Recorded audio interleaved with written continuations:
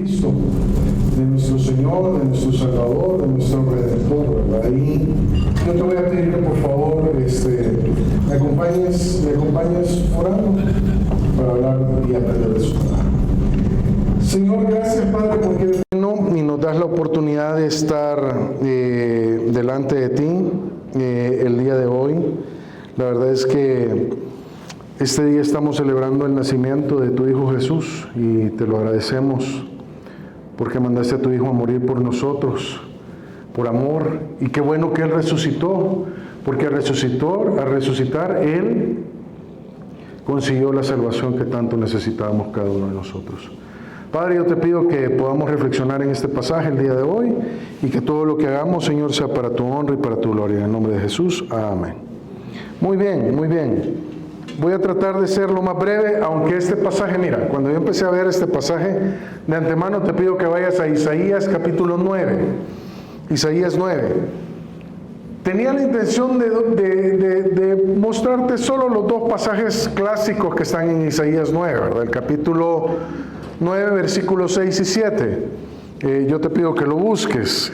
Y quizás es una de las profecías que se escribieron quizás unos 600 años antes de que el Señor Jesucristo pues estuviera entre nosotros en la tierra, ¿verdad? Como un ser humano. Y la verdad es que cuando se da esta profecía, se da en medio de una situación muy complicada, ¿verdad? Como tú sabes, el libro de Isaías, Isaías está haciendo una serie de profecías a un rey que está reinando en la época, que se llama Acaz, ¿verdad? Y él, lamentablemente, pues en ese tiempo, lo que hace es tomar muy malas decisiones. En vez de obedecer al Señor, él toma muy pésimas decisiones y aparta al pueblo de Israel de estar en comunión con Dios. Y entonces lo que termina pasando es que se levanta Isaías y comienza a profetizarle de que viene el juicio, que viene el castigo del Señor por el hecho de él estar apartado de Dios, ¿verdad? Entonces, en ese proceso, en todas las profecías de repente aparece también la esperanza de que Dios va a ejercer su juicio con el pueblo de Israel, pero que no solo va a ejercer el juicio, sino que también después va a haber una redención y que se va a dar por el Mesías que él iba a mandar, ¿verdad? Si quieres bajar la presentación, creo que estaba por ahí o no aparece el QR, se nos perdió el QR, si no, ¿está o no está, Chema? Ok, bueno. Si no, es el mismo QR que hemos mostrado siempre para ¿cómo se llama? En Linktree, ¿verdad? Si tienes Linktree, ahí está, aquí está. Excelente, gracias. Si la quieres descargar, ahí puedes dar seguimiento a lo que vamos a estar estudiando el día de hoy. Entonces, entendiendo que este es el contexto, yo quería seguir en Mateo, pero cuando me encuentro con esta joya, dije, no, vale la pena realmente estudiar Isaías capítulo 9. ¿Ya lo tienes? Ok, vamos adelante.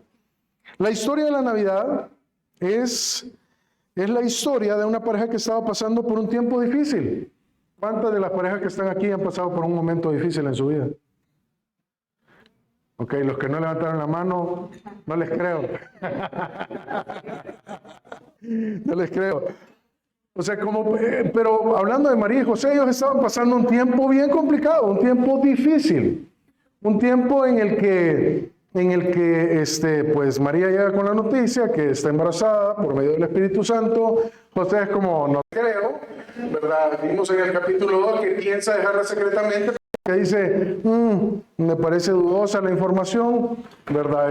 Mejor la dejo secretamente porque también la amo, no quiero que la apedreen, y entonces mejor la dejo para que yo tenga la culpa al final. Era un momento de tensión, un momento complicado para la pareja. Pero mira, en medio de esta complicación que ellos están viviendo, Dios está obrando de una manera sobrenatural. ¿Por qué? Porque también la historia de la Navidad relata la historia de un niño sobrenatural. Y la verdad, hay algo con los niños, ¿verdad? Aquí tenemos a Caleb, ¿verdad? Por aquí está Luca, los chicos que están ahí atrás. O sea, todos los niños, cuando vienen, ¿cuál es el dicho que decimos, verdad? ¿Que viene qué? Que viene con la torta debajo del brazo. O sea, estamos hablando de que casi siempre cuando viene un niño, viene una bendición especial detrás de ellos, por alguna razón. Pero ¿cuánto más no iba a ser la bendición de recibir a este niño especial que era Jesús, el Mesías? Eso iba a ser increíblemente sorprendente. Ahora, Isaías 9, del 1 al 7, es el relato donde también nos da la profecía de la liberación del pueblo en medio del tiempo de angustia que iban a sufrir por estar bajo el dominio de los asirios. Entonces, y te lo muestro aquí, solo para leer un poquito lo que dice el pasaje en Isaías 8, del 6 al 8, dice: por cuanto desechó este pueblo las aguas de Siloé, que corren mansamente, y se regocijó con Rezín y con el hijo de Remalías, y aquí, por tanto, que el Señor hace subir sobre ellos aguas de ríos impetuosas y muchas. Esto es, dice, el rey de Asiria, con todo su poder, el cual subirá sobre todos sus ríos y pasará sobre todas sus riberas. Y pasando hasta Judá, inundará y pasará adelante y llegará hasta la garganta, y extendiendo sus alas, llenará la anchura de tu tierra, oh Emmanuel. O sea, ¿qué está diciendo? Aquí ya está la profecía. Viene la conquista, viene el tiempo donde el rey de Asiria va a tomar toda esta tierra. Y ustedes van a sentir como que se están ahogando, como que el agua está llegando hasta la garganta. Entonces, ¿por qué? Porque el pueblo se había apartado del Señor.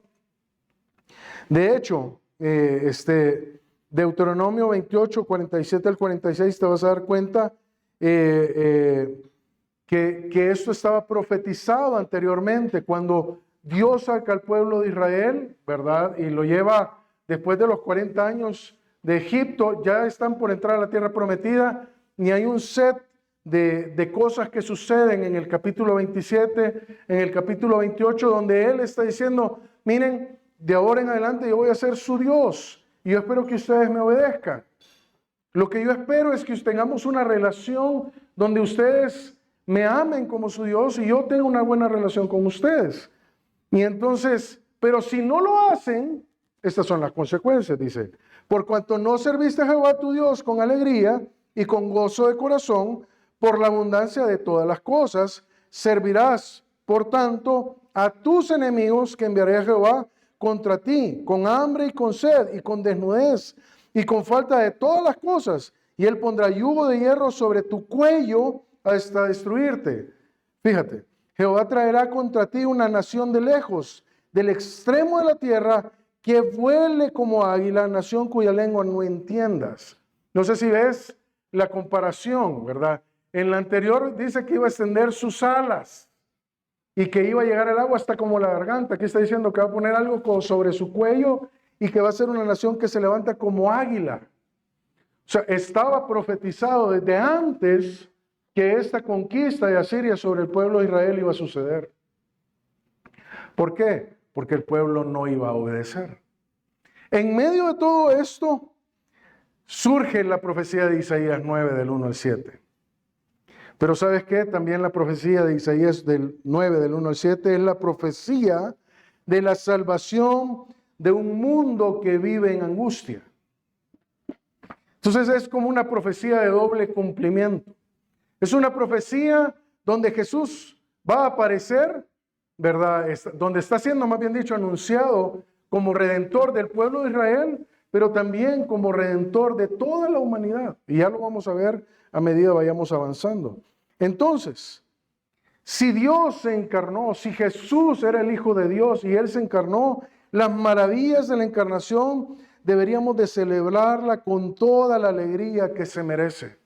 Si Jesús es real, si Él es el Hijo de Dios, si Él era el Mesías que el Señor que Dios Padre iba a mandar, Él debe de ser celebrado mucho más en este día. ¿Ok? que estamos celebrando su nacimiento. Entonces, ¿por qué debo celebrar? ¿Por qué debo celebrar la Navidad? Déjame decirte que en primer lugar, por la promesa de su liberación. Veamos lo que dice el pasaje.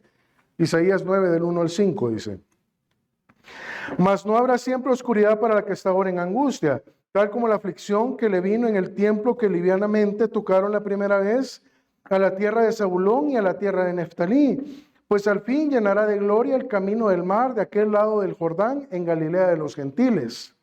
El pueblo que andaba en tinieblas vio gran luz, los que moraban en tierra de sombra de muerte, luz resplandeció sobre ellos. Multiplicaste la gente y aumentaste la alegría. Se alegrarán delante de ti como se alegran en la siega, como se gozan cuando se reparten despojos. Porque tú quebraste su pesado yugo y la vara de su hombro y el cetro de su opresor como en el día de Madián. Porque todo calzado que lleva el guerrero en el tumulto de la batalla y todo manto revolcado en sangre serán quemados pasto del fuego. Porque un niño nos es nacido, hijo nos es dado, y el principado sobre su hombro, y se llamará su nombre admirable, consejero, Dios fuerte, Padre eterno, príncipe de paz. Lo dilatado de su imperio y la paz no tendrán límite. Sobre el trono de David y sobre su reino, disponiéndolo y confirmándolo en juicio y en justicia desde ahora y para siempre. El celo de Jehová hará esto. Mira, cuando uno lee este pasaje dice, ¿y aquí qué está diciendo? No sé si te pasa, pero vamos a ir disectándolo, porque este pasaje de lo que está hablando es como Dios va a liberar a la nación de Israel por medio de un rey sobrenatural. Pero es un rey que viene en forma de niño. Es un rey que nadie estaba esperando, a un pequeño. Todo el pueblo de Israel estaba esperando a un rey ya establecido, a un personaje que trajera la liberación de Israel, no a un niño. Ahora bien, mira, ¿cómo será su liberación? En primer lugar, se va a revelar su gloria. Mira lo que pasa en el versículo 1, volvámoslo a leer, dice: Mas no habrá siempre oscuridad para la que está ahora en angustia. ¿De quién está hablando? De Israel.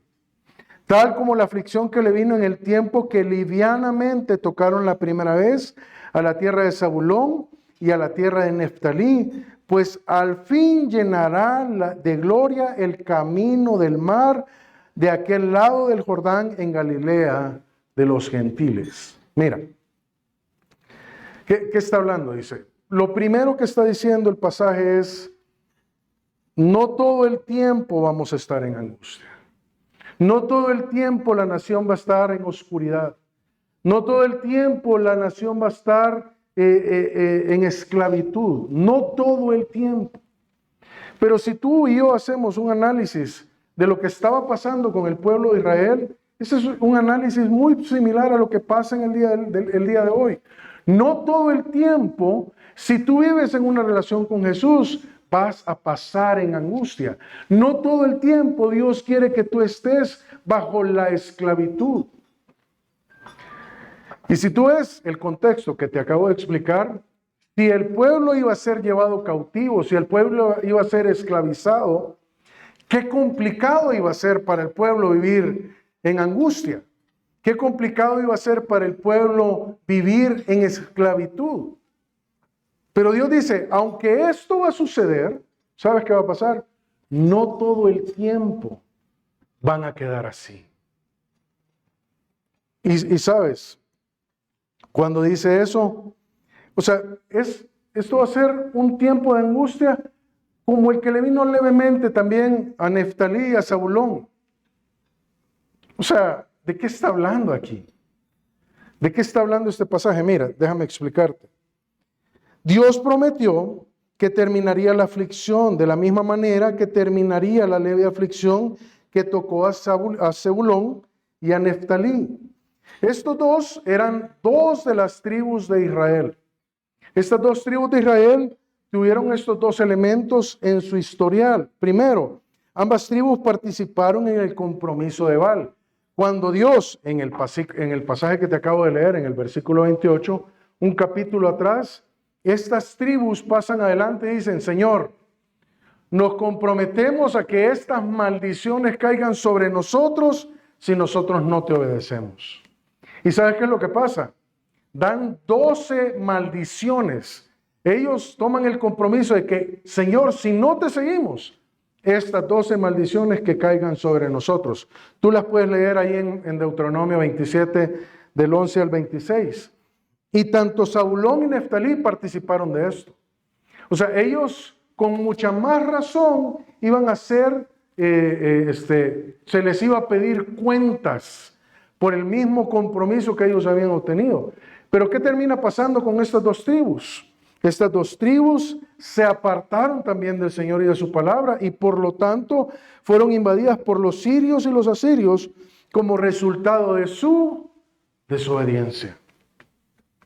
Y entonces Dios está diciendo aquí en Isaías capítulo 9, mira, no así va a ser todo el tiempo. Va a ser algo leve, como le pasó a Zebulón y a Neftalí. Pero ¿sabes qué va a pasar? Dice, pues al fin llenará de gloria el camino del mar de aquel lado del Jordán, en Galilea de los gentiles. ¿De qué está hablando aquí? ¿De qué está hablando aquí cuando dice, qué es esto cuando dice, el fin llenará de gloria? Mira, lo que está pasando aquí, lo que está relatando es simple y sencillamente lo siguiente. El pueblo queda en esclavitud por lo siguiente. Dice, en el año 9 de Oseas, el rey de Asiria tomó a Samaria y llevó a Israel cautivo a Asiria y los puso en Alá, en Abor, junto al río de Gozán y en las ciudades de los meos. ¿Por qué? Dice, porque los hijos de Israel hicieron secretamente cosas no rectas contra Jehová su Dios, edificándose en lugares altos en todas sus ciudades, desde las torres de las atalayas hasta las ciudades fortificadas. O sea, el problema es que el pueblo, tanto Zebulón y Neftalí, se habían apartado detrás de la idolatría. ¿Y sabes qué? Seguramente, era necesario que viniera el castigo de parte del Señor porque ellos estaban adorando a otros dioses. Y tú dirías, es probable que el día de hoy, en este momento de mi vida, en esta nación, no hay tanta adoración politeísta o de ídolos. Dependiendo de cuál sea tu contexto. Pero la idolatría existe. Y existe hasta el día de hoy. Que pues, probablemente puede ser una idolatría religiosa. Dependiendo de tu contexto. Pero a veces no necesariamente debe de ser una idolatría religiosa. Puede ser una idolatría hacia el dinero, hacia tu estatus, hacia tu trabajo, a tus hijos. Los hijos pueden ser ídolos. La esposa, el esposo. Si no les damos el lugar correcto, pueden convertirse en ídolos. Y es interesante lo que dice aquí el pasaje, mira. ¿Hicieron qué dice? Secretamente. O sea, son cosas que podemos idolatrar y que nadie se va a dar cuenta. Nadie se va a dar cuenta. Nadie se va a dar cuenta que tú idolatras tu trabajo. O que el dinero es lo más importante para ti. O sea, ¿me doy a entender lo que estoy diciendo? Mira, fíjate lo que está diciendo el pasaje. Dice, pues al final llenará de gloria. O sea, Dios tiene el deseo de liberarnos de cualquier tipo de idolatría. Él quiere que tú y yo experimentemos una liberación completa para entrar en una relación real con el Señor. Una liberación tal donde veamos la gloria del Señor. Y mira, la profecía de Isaías es mesiánica cuando dice aquí que se llenará de gloria el camino del mar.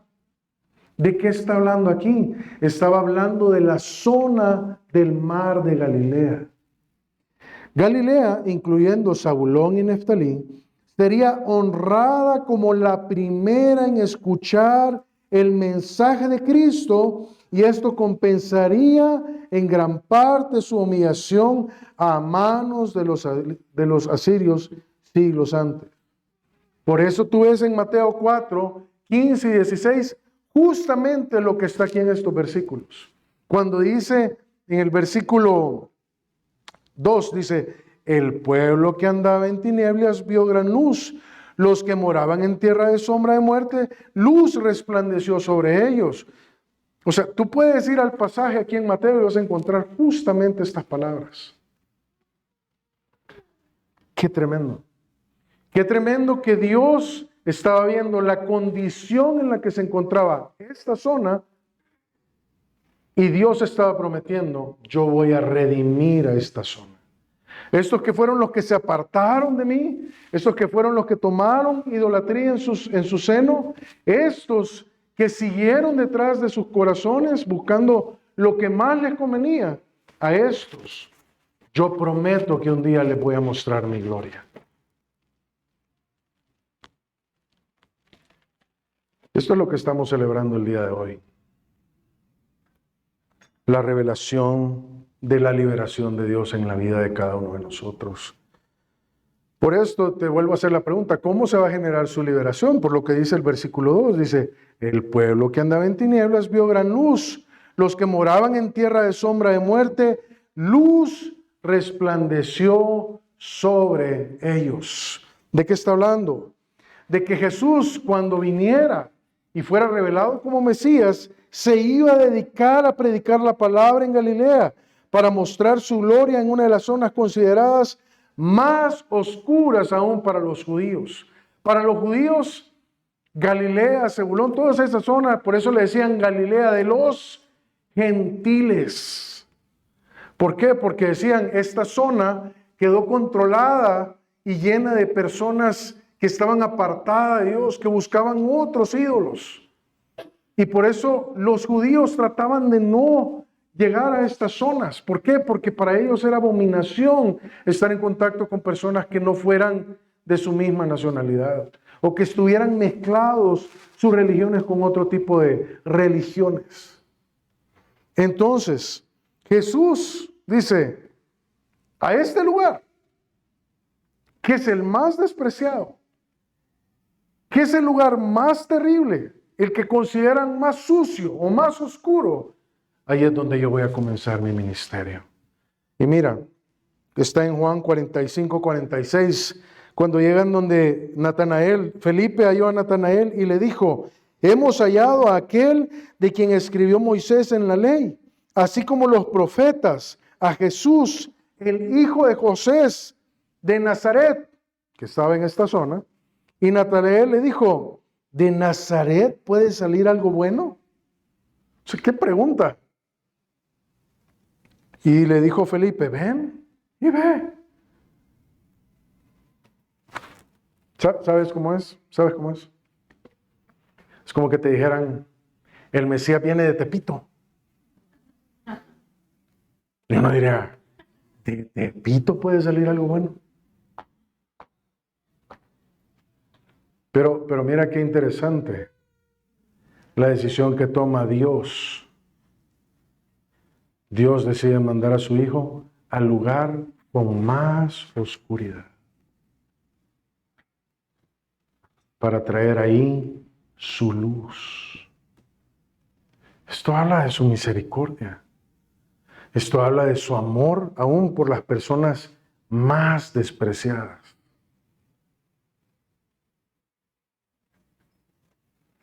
Y yo a veces me temo que como personas somos, ¿cómo puedo decirlo? No logramos medir cómo medimos a la gente.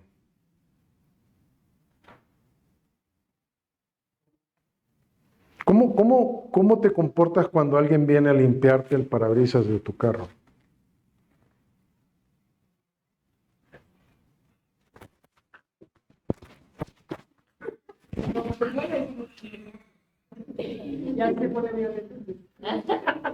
¿Verdad? Cuando podríamos decirle, gracias, pero no, ¿verdad? Pero a veces decimos, no ando nada. Y si te hicieran así, ¿verdad? En la bolsa, sería un sonar de monedas, ¿no? Pero a veces esta gente las tratamos como despreciables. Jesús dijo, no, yo voy a ir ahí, donde nadie quiere ir. Yo quisiera animarte el día de hoy que seamos parte de esa liberación. Mira, ¿por qué? Juan 8:12 dice, otra vez Jesús les habló diciendo, yo soy la luz del mundo. El que me sigue no andará en tinieblas, sino que tendrá la luz de la vida. ¿Y sabes a quién más le dice que es la luz del mundo? A todos los que son sus hijos. Dice, vosotros sois la luz del mundo. Una luz, ¿qué dice? No se puede esconder. O sea, no compras un candelero y lo pones debajo de una caja. No se puede, dice el Señor. Si tú eres la luz, es para que tú compartas la luz a otras personas que están en oscuridad. Y mira, tercer punto, ¿cómo va a ser su liberación? Cuando Dios comparte su propósito. ¿Por qué te digo esto? Mira lo que dice el pasaje. Me voy a poner los lentes aquí. Dice, hay un cambio interesante en la tonalidad de lo que está diciendo, porque está diciendo, no todo el tiempo te vas a quedar en angustia, no todo el tiempo vas a estar en la oscuridad. Yo voy a traer luz. Ahí donde hay oscuridad voy a traer luz. Pero mira lo que dice después en el 3. Multiplicaste la gente y aumentaste la alegría. ¿Por qué? Por la liberación. Se alegrarán delante de ti como se alegran en la siega, como se gozan cuando reparten despojos.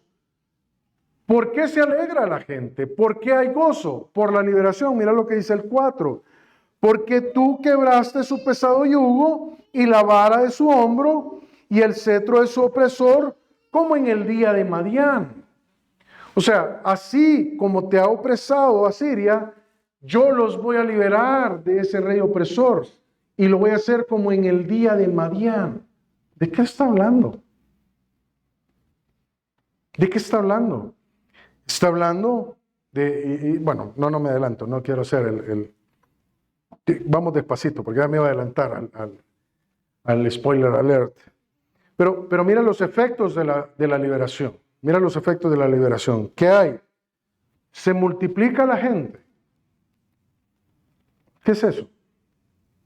¿Por qué se multiplica la gente? 2. ¿Se aumenta el qué? La alegría. ¿Ok? ¿Por qué se aumenta la alegría? 3. Versículo 4 dice, tú quebraste su pesado yugo. Hay libertad, hay liberación. Y mira lo que dice el versículo 5. Porque todo el casado que lleva el guerrero en el tumulto de batalla y todo manto revolcado en sangre serán quemados, pasto del fuego. Estas cosas ya no van a ser necesarias.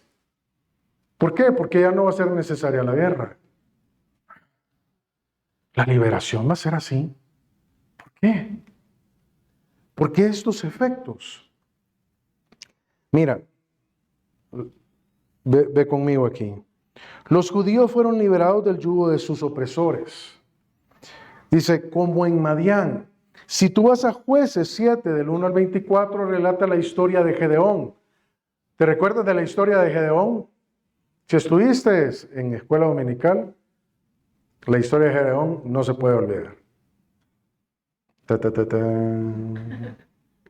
Te cuento la historia de Gedeón. Un día Gedeón va a la guerra y va con 20,000 personas. Y Dios le dice, lleva demasiados. Pregunta quiénes tienen temor y que se vayan de regreso a su casa. ¿Quiénes tienen temor? 10,000. Y se van. Ok, Señor, aquí quedaron los 10,000. Y dice, todavía tienes demasiados. ¿Sabes qué? Dale de tomar agua. Y el que tome agua como perrito, ¿verdad? Ya me confundí. Pero ahí en la toma de agua, tú tienes que observar cómo toman agua. Y entonces, el que toma agua viendo el agua, ese mándalo de regreso a su casa. Pero el que tome agua agarrado de la espada y tomando con su mano y yendo para adelante, ese es el que se queda. Se quedaron 300. Y yo me imagino a Gedeón, ¿verdad? Dice el pasaje que tuvo miedo. Y va donde el Señor y le dice, Señor, o sea, y aquí como con 300, ¿cómo voy a hacer? Ve, baja al campamento, escucha lo que están hablando, y cuando baja al campamento dice, Dios está con Israel y va a matar a todos los israelitas, estamos entregados en sus manos. Dice Gedeón, Dios tiene razón, regresa al campamento, y cuando regresa al campamento, ¿sabes qué pasa? Les dice, vamos a bajar y vamos a hacer, y mataron a toda la gente de una manera sorprendente. Cuando ellos llevaban, ¿qué es lo que llevaban? ¿Se acuerdan? Antorchas, ¿y qué más? Unas tinajas, ¿verdad? Y entonces tiraron las tinajas, quiebran las vasijas, se levantan todos los de Madián y se empiezan a matar entre ellos. ¡Qué tremendo! ¿Sabes lo que está diciendo? Yo los voy a liberar como en Madián, los voy a liberar como con un milagro. Les voy a traer libertad como con un milagro, como pasó en Madián, sin necesidad de ir a la guerra. ¡Wow! Y sabes, esto era una sombra de la obra de Dios, de la liberación del creyente del yugo de Satanás. La limpieza de las almas de los creyentes del poder y la contaminación del pecado resultará en gozo, libertad, pero ¿sabes qué? Propósito. ¿Cuál es la única guerra que se está ganando el día de hoy sin ir a la guerra? Te dejo que pienses. Te lo digo aquí. El efecto de su liberación será un movimiento multiplicador, donde el gozo y la libertad serán notables y los elementos de guerra no serán necesarios, sino la predicación del Evangelio. Esta es una guerra por los corazones de las personas. Esta es una guerra donde si nosotros somos parte de este movimiento que se multiplica, que entiende lo que Dios ha hecho por su vida, que se alegra con gozo por la libertad que ha recibido, ¿sabes qué? Vamos a ir a predicar y a pregonar la paz y las buenas nuevas del Evangelio. La guerra no es necesaria. Entonces el pasaje lo que está hablando es de un movimiento diferente que iba a surgir por la venida del Mesías. Entonces mira, aquí la pregunta es, si tú has visto su gloria y has sido testigo de su luz y eres parte de este movimiento que se multiplica, la pregunta es, ¿estás listo para ser usado? ¿Estás listo para ser usado para liberar a otros de la opresión del enemigo? Ay. Yo quiero decirte lo siguiente, mírame. Esta Navidad, como lo dije la semana pasada, casi todo se centra en lo que vamos a comer hoy en la noche, ¿sí o no? En la pachanga y en el buen tiempo para reunirnos como familia, ¿sí o no? Pero yo quiero decirte que hoy es el día más oportuno para compartir el Evangelio de Jesús. Porque todo lo que está sucediendo, absolutamente todo lo que está pasando este día, es para poder proclamar y exaltar a Jesús.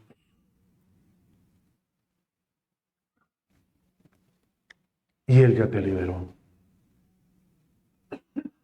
Ahora mira, vamos al pasaje súper conocido. ¿Por qué debo celebrar Navidad? Por la promesa de su gobierno. Porque mira lo que dice el versículo 6. Y este es el pasaje que aparece hasta en los anuncios y por todos lados, ¿verdad? Pero dice, porque un niño nos es nacido, Hijo nos es dado, el principado sobre su hombro, y se llamará su nombre admirable, consejero, Dios fuerte, Padre eterno, príncipe de paz.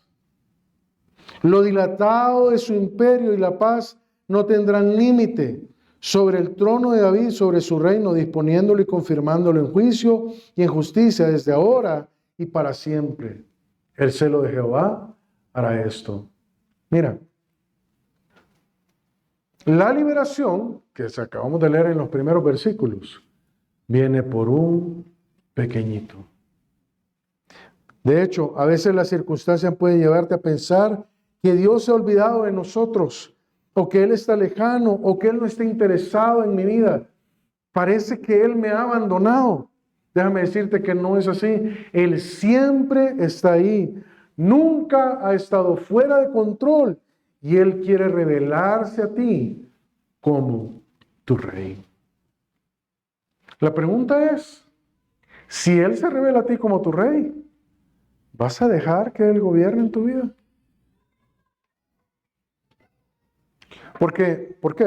Y ahora, bueno, podría venir la pregunta, pero ¿y por qué razones yo me tengo que dejar gobernar por Jesús? ¿Por qué razones yo debo de ceder a Jesús el control de mi vida? ¿Por qué razones ustedes enseñan que Jesús era el Mesías y se rinden a Él? Si Él vivió hace 2000 años y ni siquiera hay evidencia de que Él existió. No podemos decir que no existió porque toda la historia confirma la existencia de Jesús. Y confirma no solamente por la Biblia. Hay libros, hay material histórico fuera del cristianismo que habla de la influencia de Jesús en aquellos días. Entonces, no es un invento del hombre. Jesús existió. Y Él vino no como todo el pueblo de Israel lo esperaba. El pueblo de Israel esperaba un rey. Y lo que vino fue un niño.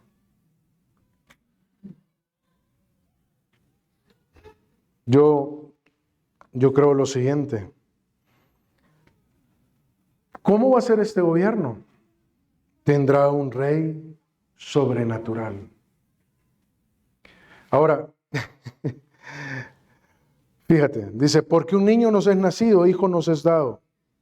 La actuación de Dios en tu vida, la actuación de Dios y su obra en tu vida vienen de maneras que nos son sorprendentes e increíbles.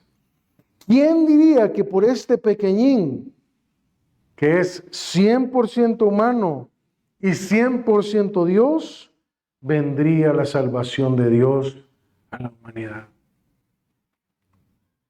¿Quién hubiera pensado que un puñado de libras que se movían torpemente al inicio iba a ser el Salvador del mundo? Nadie, yo creo que absolutamente nadie. Pero mira el carácter.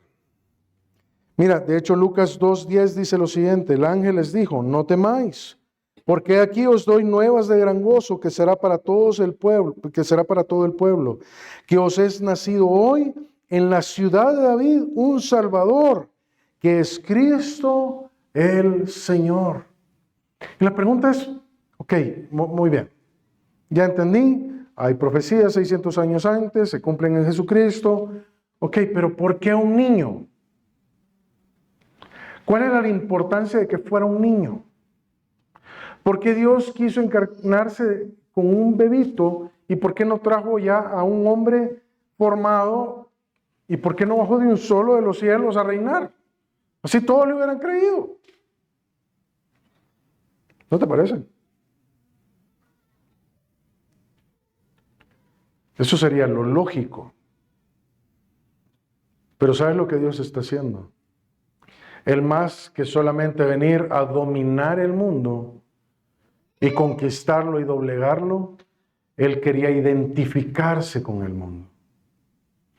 Y cuando nace desde niño, ¿te puedes imaginar Así como Caleb que está ahí al fondo, ¿verdad? ¿Cuántas libras pesa Caleb ahorita? ¿O kilos? 10 kilos. O sea, si tuvieras a Jesús de ese tamaño dirías, no, no puede ser el rey, ¿verdad? ¿Quién dice? O sea, cualquiera diría, ¿cómo crees? ¿Verdad? Entonces, todos lo pensaríamos. Pero en la mente de Dios, ese pequeño, desde esa edad, se estaba identificando con nosotros. Estaba siendo, ¿cómo se dice? Vulnerable. Se estaba exponiendo a ser cuidado por dos seres humanos imperfectos. Se expuso a vivir lo que todo ser humano vivió por identificación. Dime qué rey hace eso el día de hoy. Ninguno. Jesús era un rey sobrenatural. Y mira su carácter. Primero dice, el principado será sobre su hombro. ¿Qué significa esto? Lo que significa esto es que la autoridad iba a ser puesta sobre él. Y era un peso enorme que él tenía la capacidad de soportar sobre sus hombros. Él nunca se iba a doblegar, él nunca se iba a doblar. Él tenía la capacidad y el carácter para resistir todo el peso que Dios iba a poner sobre él como rey. Y parte de esa responsabilidad era ir a la cruz y derramar su sangre por amor a ti y a mí. ¡Wow! No se doblegó, nunca se quebró. Si tú vas a Mateo 18, te he puesto ahí los pasajes porque nos hubiera llevado una media hora leer todo esto, pero tú los puedes buscar. Pero ahí están los pasajes que hablan acerca de estos elementos. 2, fíjate que aquí en la Reina Valera, hay algo muy interesante que no pasa en la versión King James en inglés. Aquí, Reina Valera, si tú lees el pasaje, dice, y se llamará su nombre, admirable, consejero. La King James dice, admirable consejero. Y después dice, Dios fuerte, Padre eterno y príncipe de paz. Yo me inclino un poquito por la traducción de King James. Yo quitaría la coma ahí, pero la voy a dejar por respetar el texto. Pero si esa coma no estuviera ahí, ¿sabes qué estaría diciendo? Que era una combinación de un ser humano con una naturaleza sobrenatural. Un admirable y maravilloso consejero, como una persona que puede traer sabiduría y consejo para la vida diaria de cada uno de nosotros.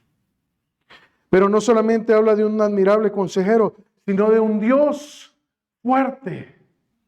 Un Dios, un hombre que iba a tener la fortaleza y la capacidad de soportar todo el castigo que iba a ser puesto sobre él y resistir hasta la muerte.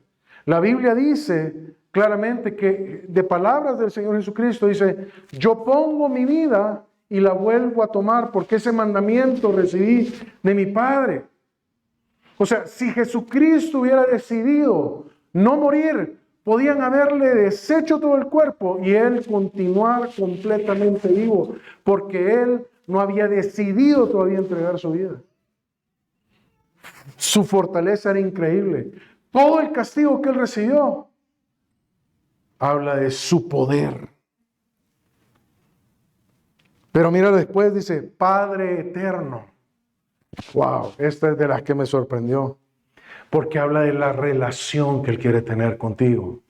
Y es una relación de padre e hijo. ¿Y sabes por cuánto tiempo? Por la eternidad.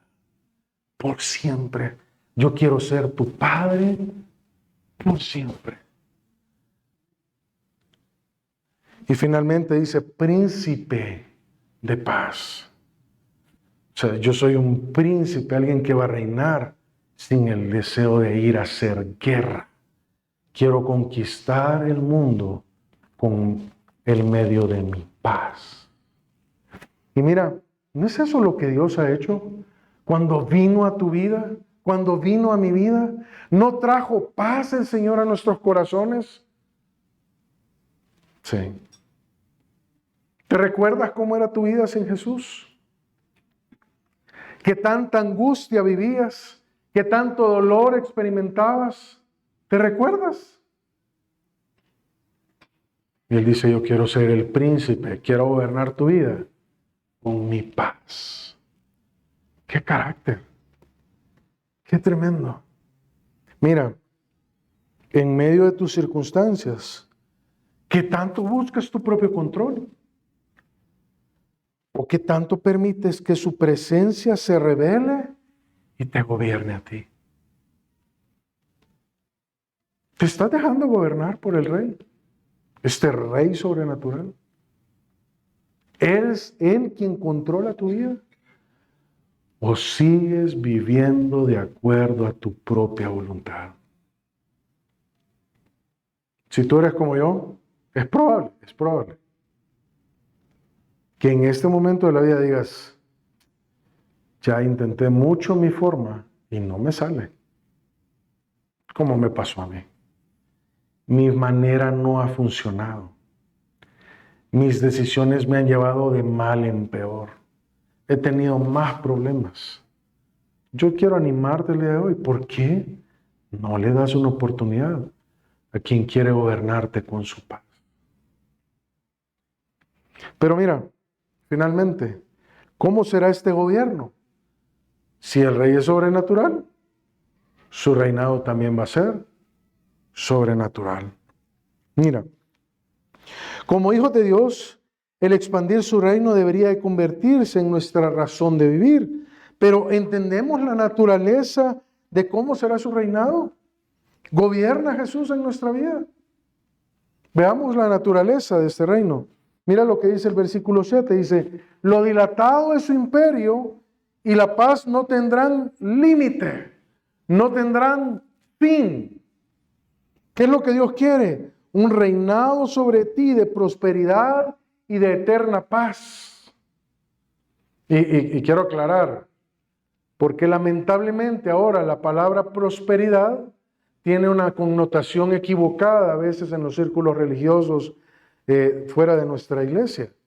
La prosperidad en muchas ocasiones se promueve afuera como si tú inviertes en Dios, Dios te va a prosperar económicamente. No es cierto.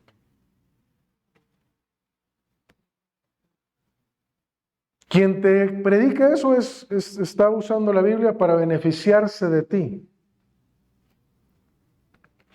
De la prosperidad que está hablando aquí es completamente diferente. Él está diciendo, mira, eres un rey perfectamente justo. Creo que se me fue para adelante. No. Se me repitió aún aquí. Pero bueno, déjame explicarte. Cuando dice aquí, lo dilatado es su imperio y la paz no tendrá límite, la palabra dilatado viene una palabra hebrea que habla de multiplicarse, que habla de prosperar. Y sabes, yo creo que está haciendo una mención directa al hecho de lo que dice Juan capítulo 15, versículo 8, de lo que te he hablado en muchas ocasiones. ¿Lo recuerdas? ¿Qué dice Juan 15, 8? Que en esto he glorificado a mi Padre, en que llevéis mucho fruto. Mira, Dios quiere que tú prosperes dando fruto para Él. Y si tú vas a la Biblia, el fruto es cuando tú ganas a personas para Cristo y cosechas de la siega que ya está lista para ser levantada. Pero ¿sabes qué también hace cuando tú multiplicas tu fruto? Cuando tú permites que Él transforme tu vida por medio del fruto del Espíritu Santo. ¿Me puedes regalar un vaso con agua, por favor? Del fruto del Espíritu Santo. Pero no solamente eso. Fructificas cuando inviertes con tu tiempo, con tu dinero, con tu casa, con tu carro al Señor. Pero es al Señor, no a un hombre. ¿Me doy a entender lo que te estoy diciendo? Entonces Él dice, Mira, yo quiero dilatar mi imperio.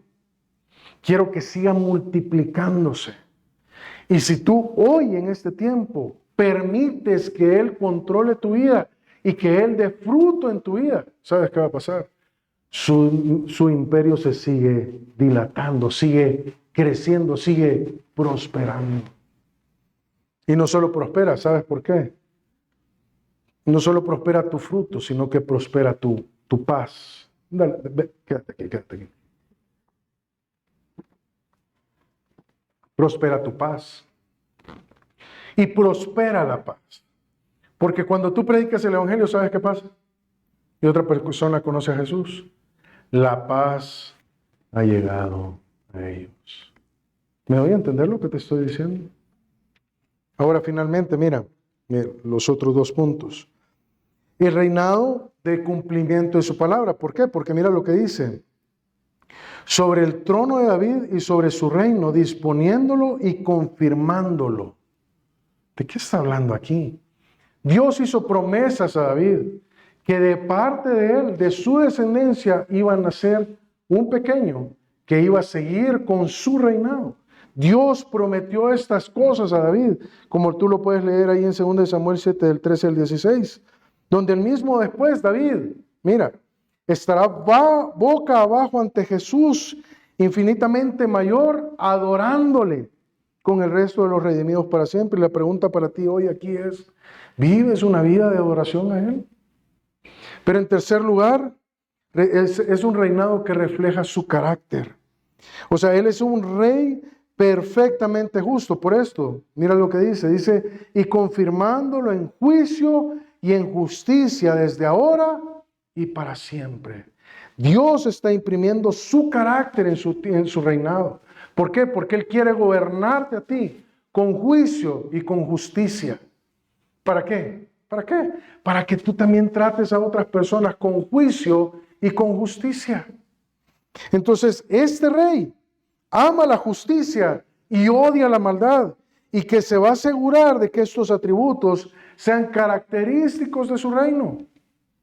Por eso, en algunas ocasiones me has escuchado tú decir aquí en la iglesia que queremos relaciones sanas. ¿O no? ¿Quién quiere una iglesia donde se estén peleando? Nadie. ¿Por qué? Porque todos queremos relaciones sanas, llenas de paz, donde el trato sea justo, equitativo, donde no sea abusivo. Eso es lo que Dios desea para cada uno de nosotros. Pero ¿sabes qué?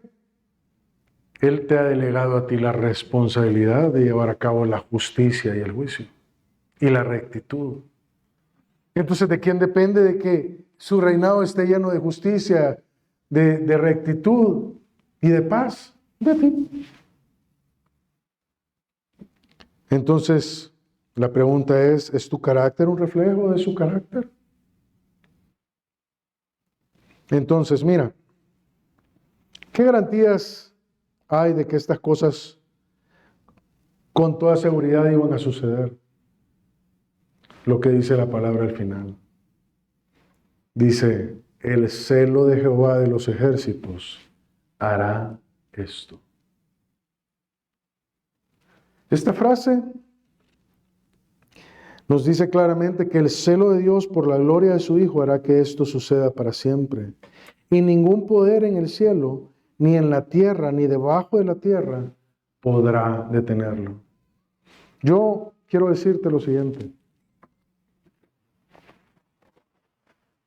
Esto ya pasó. El niño ya nació. El niño ya vivió. Y su revelación fue una revelación que muchos pudieron haber dicho, fue un fracaso total. ¿Por qué terminó en la cruz? Pero como ya te dije, su manifestación fue para identificarse contigo. Él tenía que experimentar las mismas tentaciones que tú pasas. Tenía que pasar las mismas aflicciones que tú y yo pasamos. Él tenía que identificarse contigo. Pero la Biblia nos habla claramente que Jesús viene por segunda vez. El celo de Jehová hará esto. Esto es algo que va a suceder. Jesús viene por segunda vez. Y la pregunta para ti el día de hoy es, ¿gobierna Él tu vida? ¿De verdad Jesús es el rey de tu vida? Porque si esto ya sucedió, y fíjate, he tratado de hacerte esta propuesta. Dios hizo una profecía en Deuteronomio 28 que iba a disciplinar a Israel, ¿ok? Por apartarse de Dios. Y que iba a traer a Asiria. ¿Y qué pasó? Se cumplió. Uy, aquí está colgando esto. Perdón. Y entonces, se cumple. Y esto está registrado en la historia, ¿ok? ¿Estamos de acuerdo? ¿Sí? ¿Sí? Y en ese momento que ellos van a ser, todavía no han sido llevados cautivos, Dios da otra profecía, los voy a liberar. Y la liberación va a ser milagrosa, va a venir por un niño. Es un hijo que viene del linaje de David. Mateo 1, capítulo 1, versículo 1. Ahí está. Este niño nace. Se cumple lo que se dijo en Isaías 9, del 1 al 7. ¿Ok? Pero Él viene por segunda vez. ¿Crees tú que si esto se ha cumplido en 3 ocasiones anteriores, no se va a cumplir su venida? Sí se va a cumplir. Y si se va a cumplir, la pregunta es, ¿tienes tú una relación con Jesús? Y mi intención no es meterte miedo, porque peor, eso sería lo peor de todo. Sino que lo que estoy tratando de hacerte ver es, eso es una realidad. Él ya hizo todo para conectar contigo. La Biblia dice en Juan 3:16 que te amó de tal manera, que Dios te amó de tal manera que dio a su único hijo para que si tú crees en Él, no te pierdas. Dice claramente, no te pierdas, mas tengas, ¿qué dice? Vida eterna. ¿Y para qué quiere darte Dios vida eterna? Para pasar la eternidad contigo. Entonces, hoy estamos celebrando el nacimiento de Jesús. Y qué bendición es esto. Pero ¿sabes qué? Yo creo que deberíamos de celebrar que también un día Él va a regresar. Y si nosotros como hijos de Dios tenemos mayor conciencia de que Él va a regresar, ¿sabes qué vamos a hacer? No deberíamos dejar de gobernar por Él, pero también deberíamos de traer paz a otros que no tienen paz con Jesús. Amén. Oremos. Señor, gracias. Gracias, Padre, por tu palabra. Te pido, Señor, que este pasaje, que tiene muchos elementos difíciles de entender, haya quedado claro en el corazón de cada uno de nosotros, Señor, por entender que de la misma manera que en aquel entonces prometiste la liberación para el pueblo de Israel, esa liberación no solo fue mostrada a ellos, sino que vino y nos alcanzó incluso a nosotros. Y esta liberación se dio cuando Cristo murió por nosotros en la cruz, para derramar su sangre por nosotros y para traer la libertad que tanto necesitamos. Señor, yo te pido que cada uno de los que está aquí, si son tus hijos, puedan tener la oportunidad de poder ser parte de este movimiento que quiere llevar la verdad de tu evangelio a otras personas. Pero por otro lado, es probable que también aquí, Señor, hay personas que no te conocen. Yo te pido que tú les des la oportunidad de encontrarse contigo. Yo quiero hablar contigo el día de hoy, así con los ojos cerrados. He hecho un intento de explicarte una de las profecías más claras que se dio 600 años antes del nacimiento de Jesús, como una demostración de que Dios estaba en control de la historia. Y estos elementos se cumplieron en Jesús, como otras 600 profecías que se dieron acerca del Señor Jesucristo y que todas se cumplieron en Él. Yo quiero animarte que si tú no tienes una relación con Jesús, puedas tomar la decisión el día de hoy de decirle: Señor Jesús, reconozco que tú eres ese Rey que fue anunciado antes. Y yo el día de hoy quiero darte mi vida para que tú reines en mi ser. Así que si tú quieres tomar esta decisión, dile de la siguiente manera: Señor Jesús, gracias por tu amor mostrado en la cruz. Yo quiero pedirte que entres en mi corazón y perdones todos mis pecados y me limpies de toda mi maldad, para que tú puedas entrar en mi corazón